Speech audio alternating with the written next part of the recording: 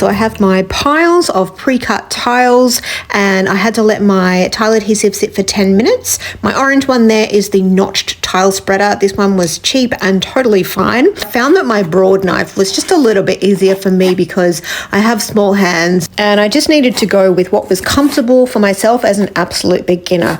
If I haven't already said it, this is my first time ever tiling, so I'm showing you this as a complete beginner, just showing you how I did my herringbone tiles. I wanted to show you how I worked it out because the methods that they showed me were super helpful, but I just couldn't wrap my head around the 1, 2, 3, 4 and how to do it. So this is why I'm doing a tutorial for you, just showing you from an absolute beginner's perspective. So I started off doing vertical lines with my tile adhesive and then just found it wasn't quite even. So I did some horizontal lines and that looked nice and even.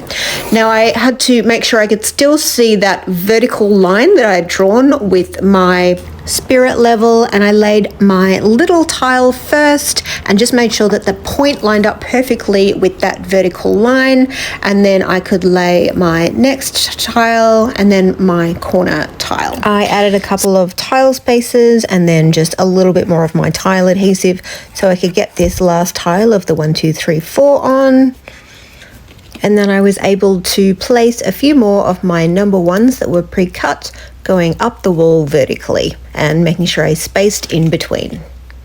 And I was making sure that each of my number 1 tiles were lining up with that vertical line that I drew with my spirit level. Want to see the full tutorial? Head here to see it. Follow me for more DIY videos.